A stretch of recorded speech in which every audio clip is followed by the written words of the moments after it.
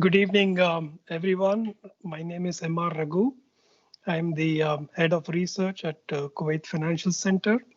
I'm also the managing director for Marmor MENA Intelligence, a fully owned research subsidiary of Marcus. I'm very happy to see all of you for this webinar, though the circumstance of this webinar is not that propitious. We are all still suffering from coronavirus. And this webinar is basically to give you heads up on how far we are into the problem and what is the impact of corona on Kuwait the business very specifically. So I'll be taking roughly about 45 minutes to go through my presentation, and then you can type in your questions and I'll be very happy to take some of them time permitting. So let me load on to my presentation.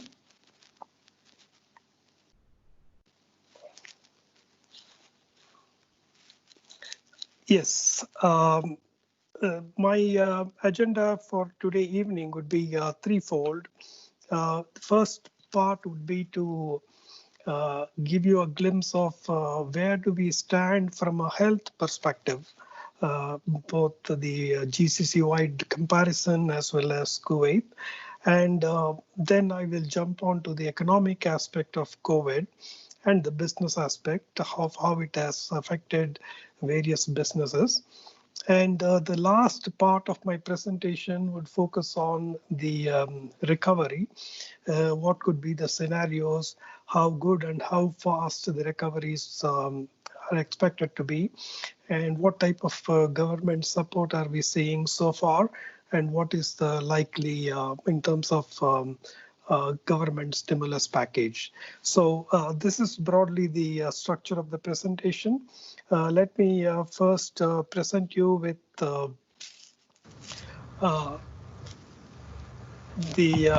crisis. In terms of the global scene, we have already crossed about 7 million, though it says 6.5 here, because that's the speed with which things are happening globally.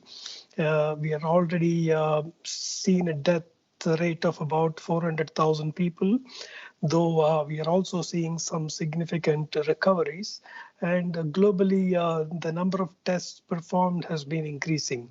But if you look at the chart, it shows very telling statistics of the country that has been the most affected, which is the America, USA, where we have close to about 2 million cases.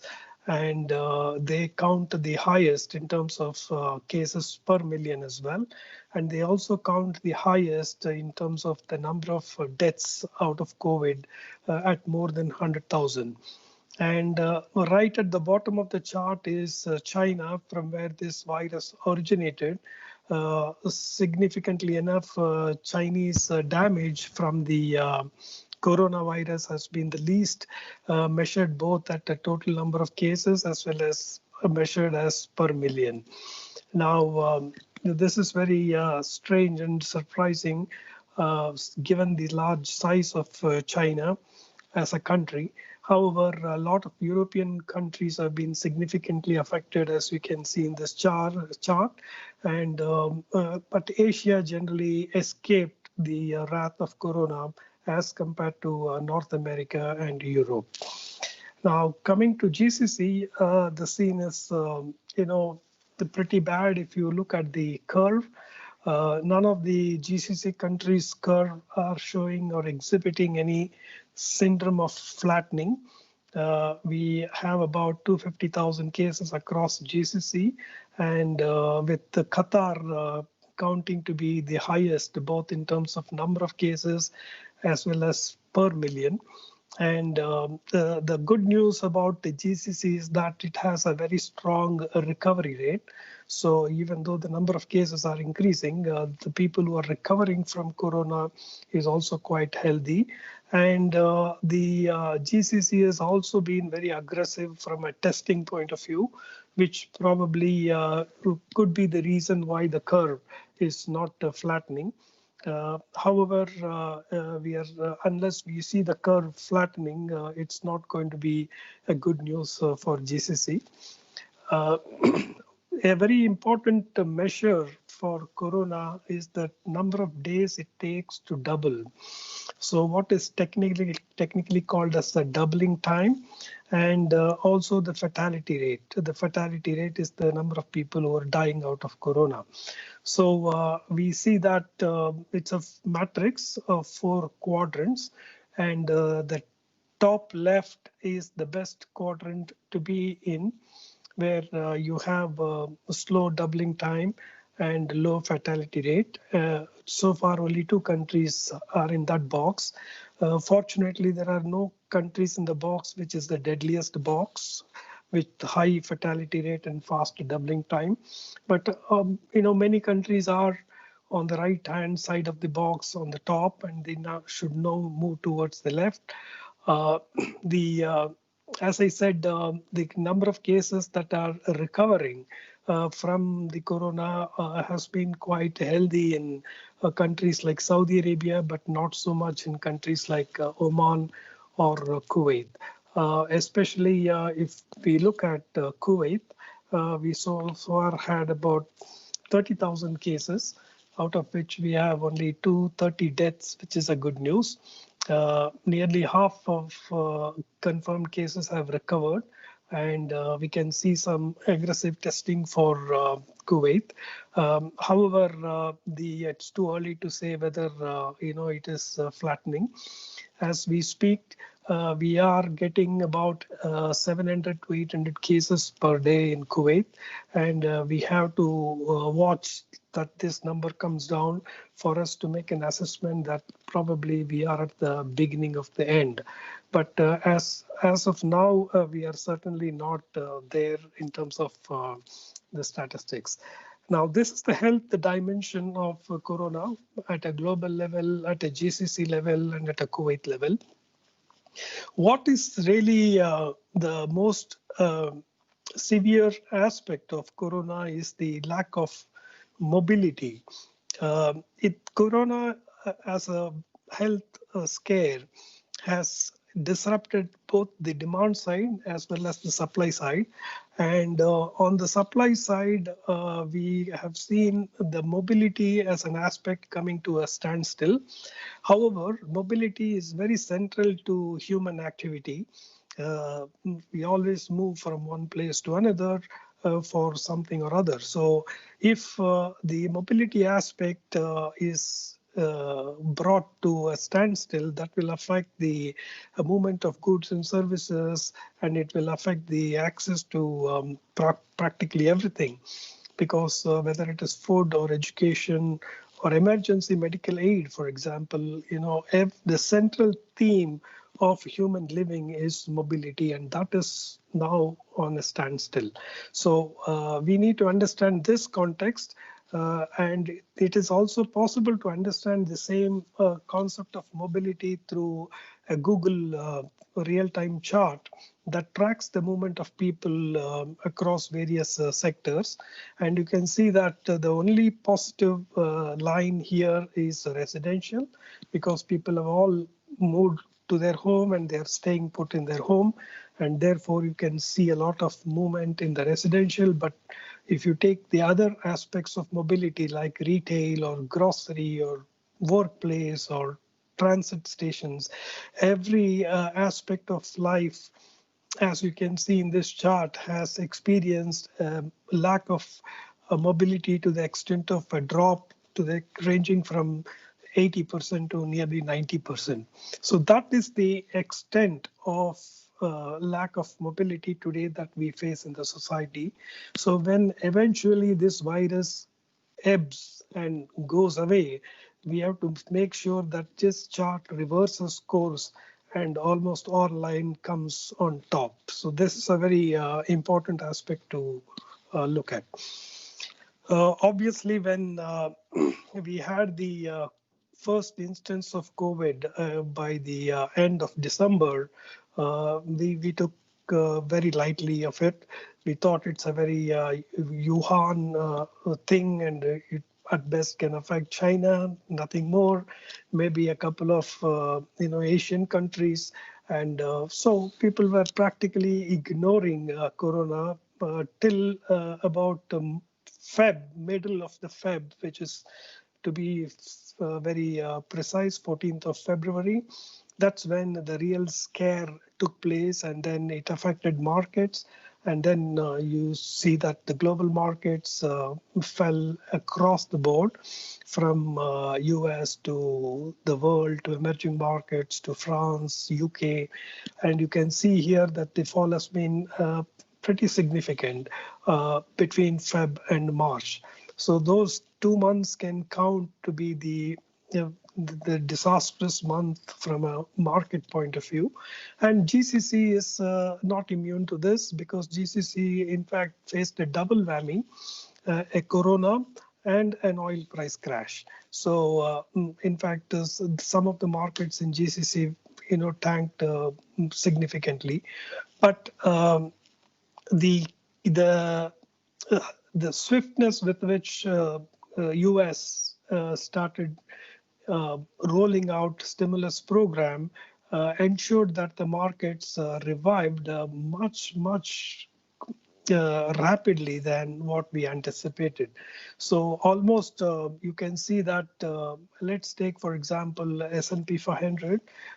S&P 500 has recovered nearly 19% from its loss, and year to date it's only minus 3% today. So a minus 3% market impact can hardly be considered as a significant crisis event like a global financial crisis. So this is mainly not because everything is coming back to normal. It's because of the huge flush of stimulus program being unleashed by the central banks around the world. And that is, making sure that there is adequate liquidity that flows into asset markets, and it's just keeping those asset markets buoyant as we speak now. However, we notice a very different trend in GCC. GCC markets haven't shown as much recovery as global markets. We can come to the point of why GCC markets are taking their time to recover. From a sectoral perspective, obviously energy faced the wrath of the market because of the huge fall in the energy price to the extent of about 70%, and followed by financials and industrial. And there are some sectors like healthcare and technology that benefited out of this crisis as well. In the case of GCC, of course, the worst performing sector happens to be real estate, followed by cyclicals and financials. And the non-cyclicals and telecom have done relatively better compared to other sectors. As I said, the point to note here is that the GCC markets are yet to see a significant recovery, unlike global markets, which have experienced fantastic recovery. In terms of global markets, the least affected is China. That is because Chinese market has been in a bear grip even before the commencement of Corona. So moving on, we have just seen the health perspective of Corona, and we have seen the market impact of Corona. Now we'll take a dive into Kuwait economy and businesses, which is of importance to us living and working in Kuwait. Obviously, the biggest impact is at an economy level, where the real GDP is expected to contract by about 5%. Most of the impact would be on the oil GDP, but non-oil GDP contraction will also be very significant. Kuwait has a break-even oil price of about $67, and any oil price below $67 will technically result in a deficit, which needs to be financed either through reserves or through borrowings. International borrowings will be difficult for Kuwait because the parliament is yet to pass a debt law. So till that time, the reserve depletion will happen. The biggest impact of corona would be on the fiscal deficit for Kuwait, which will turn from a surplus of 4.8% of GDP to a negative 10% of GDP, which is considered to be very significant. Kuwait expenditure is very inelastic because most of the expenditure is in the form of current expenditure, which means it is towards wages and salaries and subsidies. So there is little headroom to really optimize on that. Of course, there are ways and means to augment non-oil revenue, but Kuwait has not taken adequate measures like other countries like Saudi Arabia or UAE, like VAT introduction, for example. So those options are also pretty much out of reach as of now. So we expect that the government will try to use the reserves to manage the fiscal deficit, and of course, from a reserves point of view, Kuwait's foreign assets stands at about $580 billion, which provides a 5 times cover of GDP. Probably this can count as one of the the best coverage among GCC countries. So in that sense, we don't have to worry too much. In terms of the economic impact, we are still seeing a lot of estimates coming out from many specialist agencies. The economic call ranges from a minus 1.1 on the lower side to nearly minus 6% on the higher side. But what is worrying is on the fiscal deficit. I see a big range of calls here from minus 10% to minus 40%. The truth can be somewhere in between. This is primarily because of the huge plunge in the oil price, though oil price recovered quite a bit from their lows, but it is still far away from the break-even oil price or the average oil price that it has been experiencing last year. Obviously, Kuwait is going to be impacted by severe job losses. Our research shows that across the sectors, we will encounter significant job losses, and it will be really a lot of effort to bring these jobs back on the table in the near future. If you look at the sectoral composition of Kuwait, we can see that most of the sectors are highly vulnerable to corona, and some of them are reasonably vulnerable, and only about 16% are low vulnerability. But obviously, there are some big sectors like financial services and education that will be significantly impacted. Now, what will happen is that when you are on a lockdown mode and when there is no mobility, people will be pushed to work from home. But there are some sectors that lends itself nicely to working from home. And you can see that in the chart here, like software or IT-enabled services. But there are some sectors like, say, hospitality, where the ability to work from home is almost nil, or construction, for example, or retail. So, it's not that the response to corona will be in the form of work from home across sectors. Sectors that can cope with this will cope, but there are many sectors that will not cope. Now, the immediate the fallout of corona is a drop in the monthly household expenditure for families. The usual spend is about 1,327 dinars, and our research shows that it might fall to about 800 during the lockdown period. And there are some categories of expenditure like food and housing that will be inelastic and will not show any decrease. Rather, food will actually show an increase. But there are some components of household expenditure, like, for example, furnishing or clothing or transport, recreation, that will see a significant impact in terms of monthly household expenditure. This statistics is very important to see the impact on retail, for example, or financial services from an impact point of view. So key sectors that will be affected by Corona will be banking. We will see more in detail shortly. Banks will obviously be hit on several fronts, and I'm going to walk you through the numbers quickly after a couple of slides.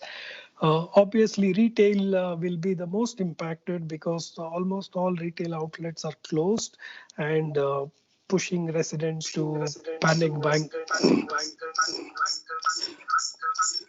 And a big burden on the supply chain is created, actually. And real estate is also a big casualty of Corona. We have seen several instances where the owners are being forced to reduce the rents or postpone the rental payments, and the demand for commercial real estate would be weak for several quarters to come.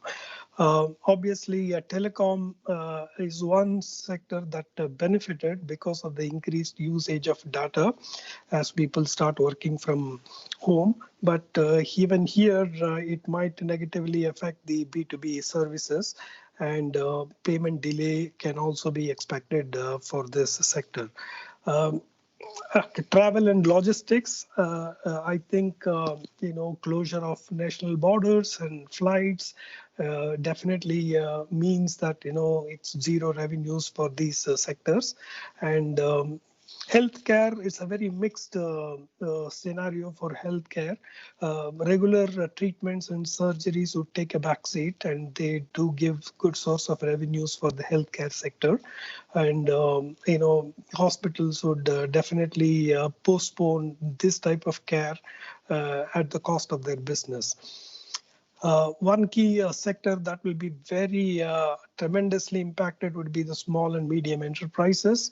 They are very small, as the name implies. They have very limited cash reserves, so their ability to sustain loss of revenues and negative demand shock is extremely limited.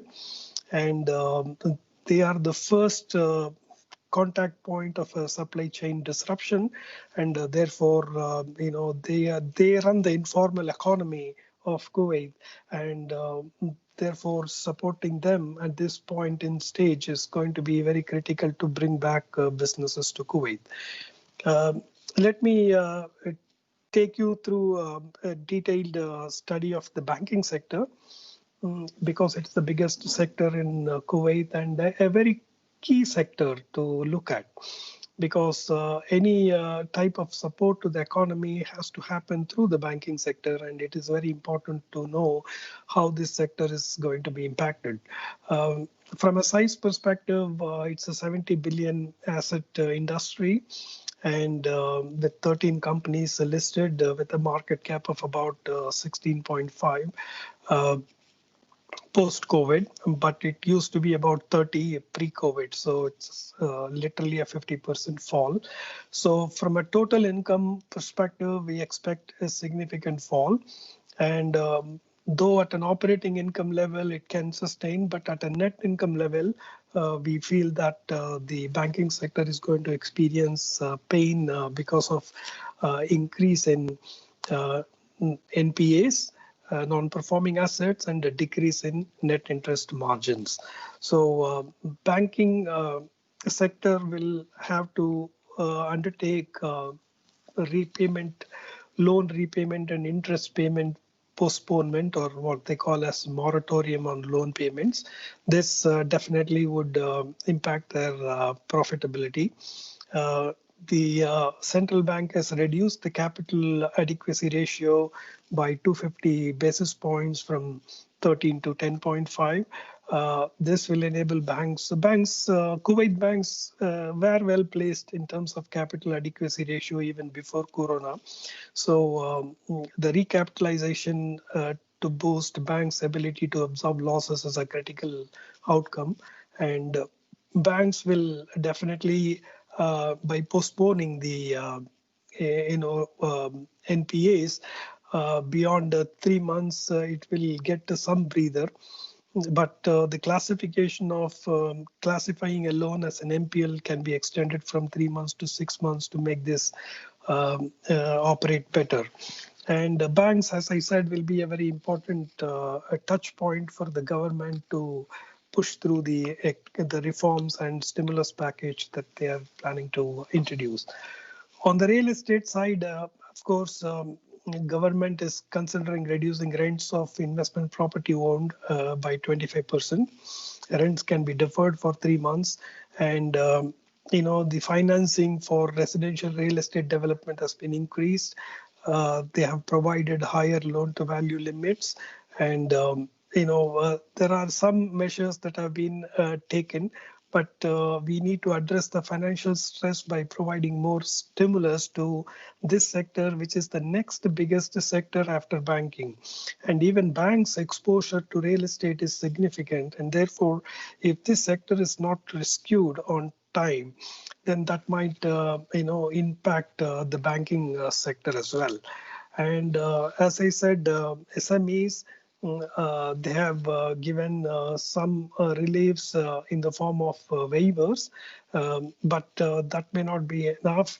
The CBK has lowered the credit risk from 75% to 25% for the purpose of calculating the capital adequacy ratio, but definitely the SME specific stimulus package can be increased with keeping reality in mind. Otherwise, if this pandemic persists, then this will be the first sector to fall off the road. So we have several sectors like education and retail, and we have come up with detailed studies on each of these sectors that we will be covering in subsequent webinars. We now jump to the last part of the presentation, which is to visualize the recovery. The corona started in Q1, but the Q1 impact has been rather negligible because it really did a spread or a community spread or a global spread happened only towards the beginning of March. So pretty much Q1 was, off the radar for the recovery scenario. So we're talking about Q2, Q3, and Q4.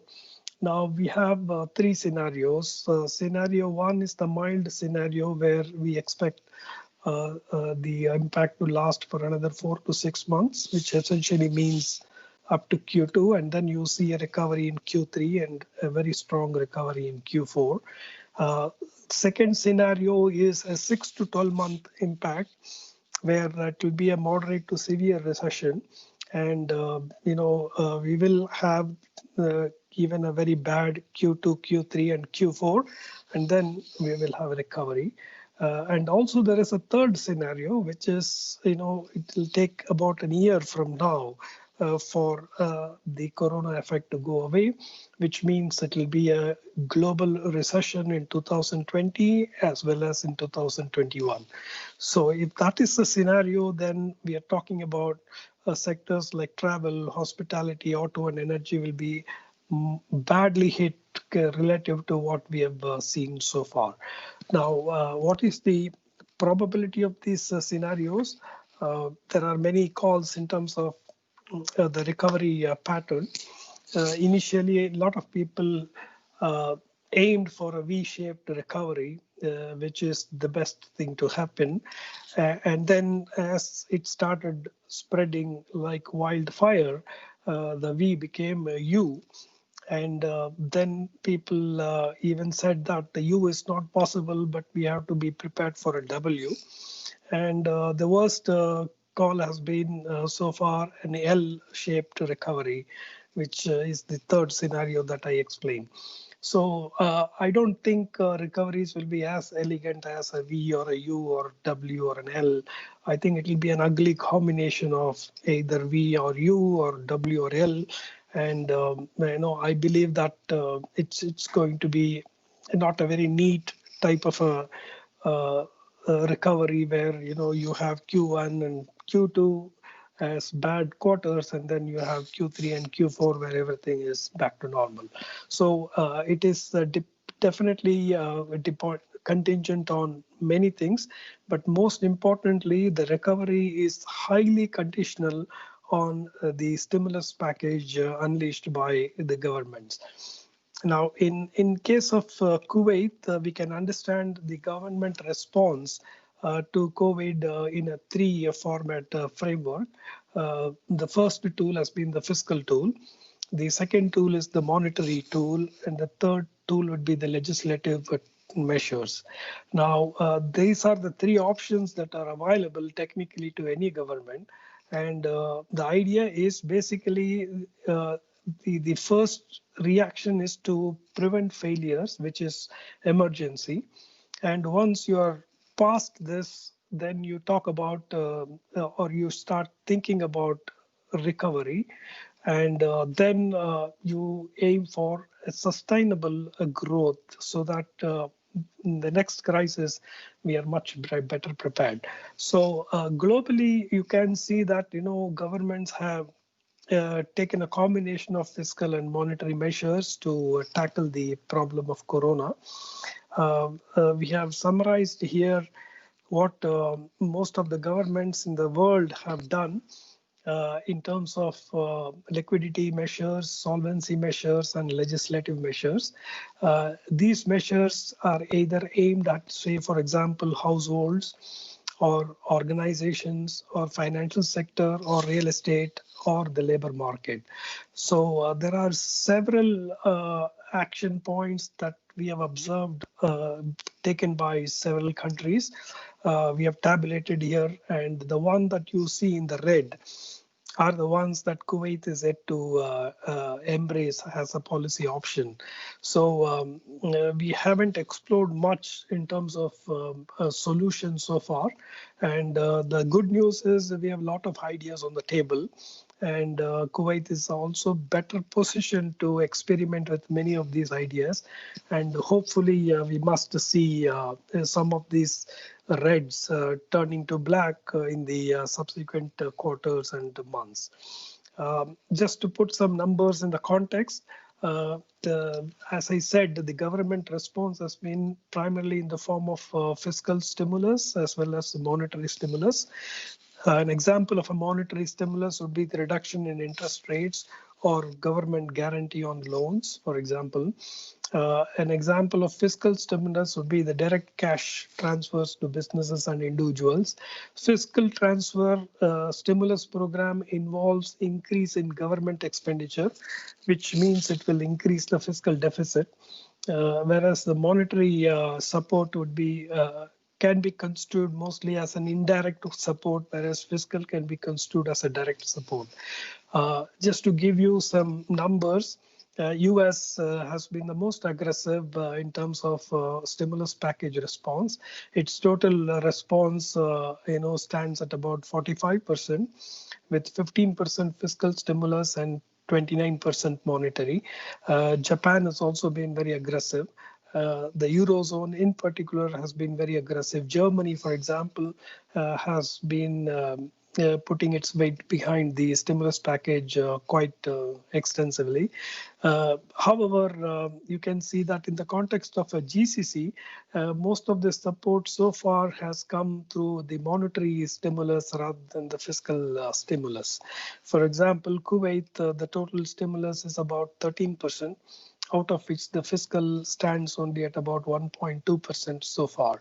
So for a credible and quick solution to emerge as a consequence of corona, I think the lever must shift from monetary to fiscal, and it should involve substantial support to not only small and medium enterprises, but also large corporations that provide significant employment to people or that have the ability to create the employment. I think that will be very important.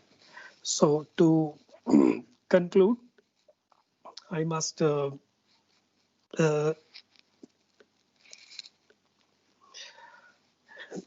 can say that it has been a very tough healthcare pandemic for every country in the world, and Kuwait is no exception. And it has taken some bold and quick initiatives. And but however, that may not be enough to rescue businesses. There are several big sectors that will be impacted quite deeply because of corona, like healthcare or education or retail, real estate, banking.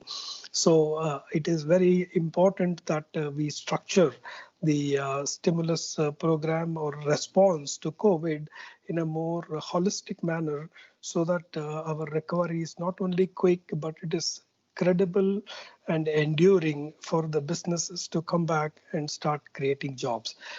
Corona is also a great, as one can say that every threat is an opportunity. This is a great time where Kuwait can explore the possibility of reducing its state footprint and allow private sector a major role in terms of disaster recovery process as well as job creation. Uh, I think this is a fantastic opportunity for all the GCC countries, including Kuwait, to uh, work more towards a sustainable recovery, so that the lessons that we draw from Corona can really be used to really shift the gears of the economy in terms of creating more balanced economic structure for Kuwait. So I will stop here, and I will, time permitting, take some questions and try to be brief in terms of my responses. Let me check the questions.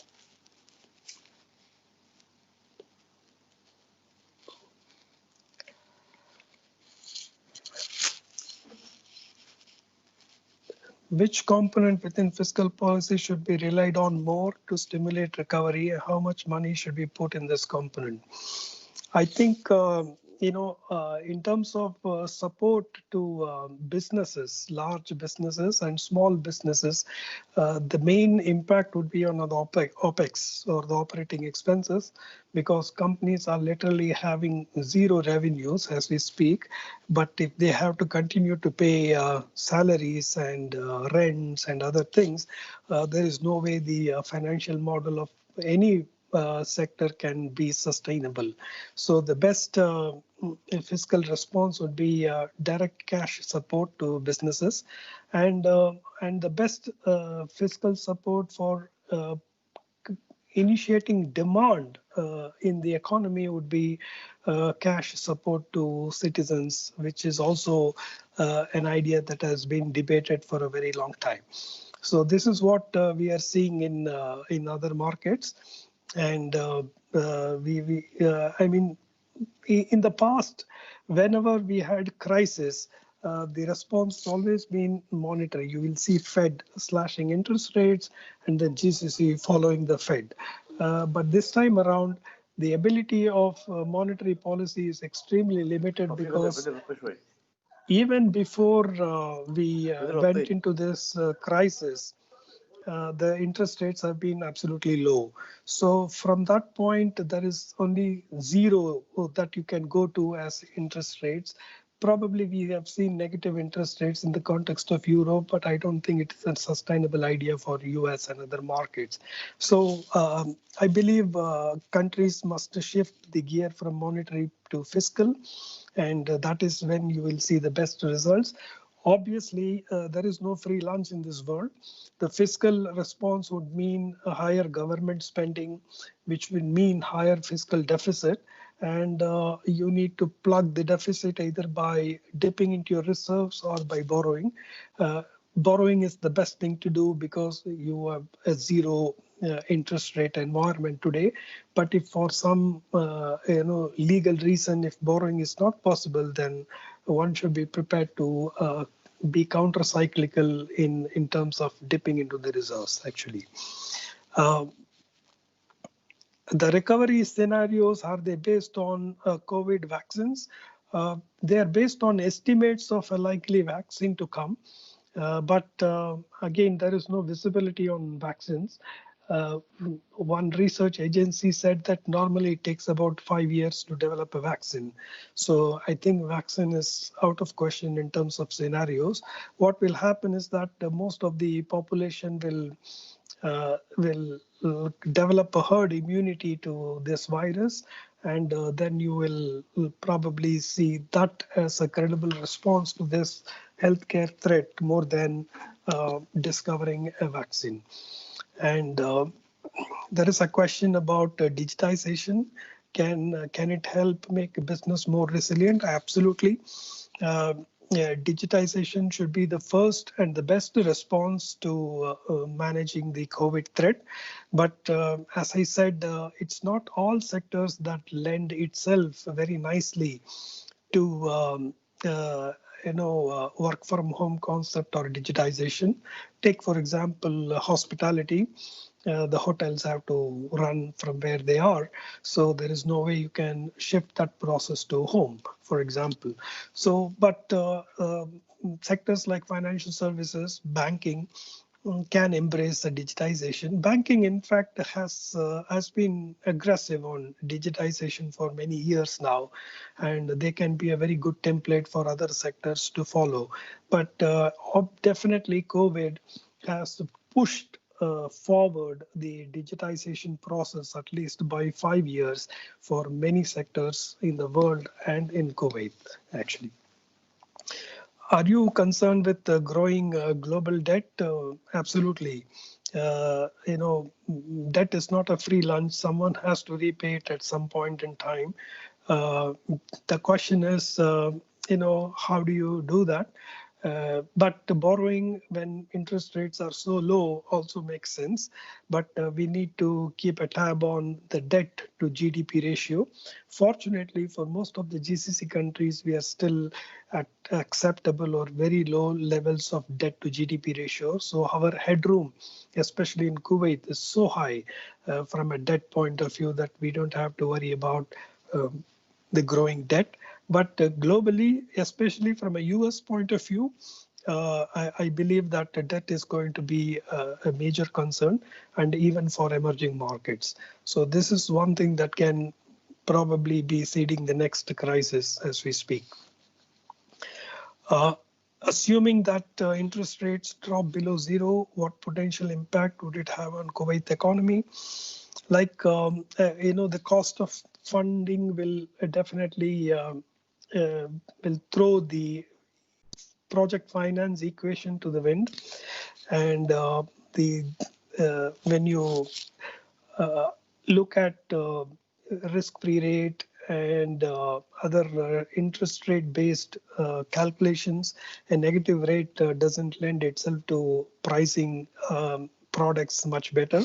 So obviously the net interest margin for banks will come down, and people will not be able to make money on deposits, and therefore that will push them more into risky assets. So there are many flip side to negative rates of interest, and therefore I don't believe that will be the case for Kuwait, because Kuwait will follow generally the US interest rate pattern, and US still has some way to go before they touch the 0 point or the negative point, but you never know.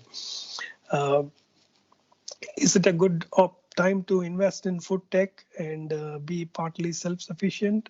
Um, Not only, food security is a big concern. We have seen that happen, and investing in food tech can certainly be a very good idea. What might be the reason why Kuwait haven't pushed more towards fiscal economic stimulus? Probably they are weighing the pros and cons. They want to make sure that people don't take unnecessary advantage out of this largesse. So they might be, a bit more cautious in terms of how to structure one. But as we have discovered, the speed is the essential ingredient to face COVID, and any delay in decision making might definitely have long-term consequences that can be more costly than what we are seeing now, actually. Do you think using UK household spending pattern for Kuwait is realistic. It's not realistic, definitely, because in the context of Kuwait, we need to make our own deep research to find how the household spending is changing, but it gives a good benchmark because household, if you see the balance sheet of a household, normally they are very similar across countries, and therefore it can be an intelligent guesstimate to see and assess the immediate impact. But if you ask me, is it realistic? Definitely it is not realistic. We need to do something very quite specific to get there, but eventually we will be doing it. What if the oil price still low for more than years? Will it affect jobs in Kuwait? It will affect jobs big time in Kuwait because everything is based on oil. Our income is based on oil, and therefore, if oil prices remain very low for a long time, then the balance sheet will definitely, be significantly impacted. Uh, do we need to worry about a second wave?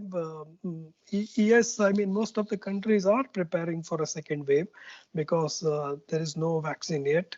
And as lockdowns are rolled back, the community spread will increase and that will unleash a second wave. And we have to be very conscious about that. Uh, I will definitely have to stop here. I have to be conscious about time. And thank you very much for being with me here. And we definitely will make this presentation available to all of you. And we are planning to come up with more specific business deep dives. And we will be informing ahead of time. And I look forward to sharing my thoughts and other executives for Marcus. And, we'll be in touch. Till then, please stay safe and stay healthy. Thank you very much.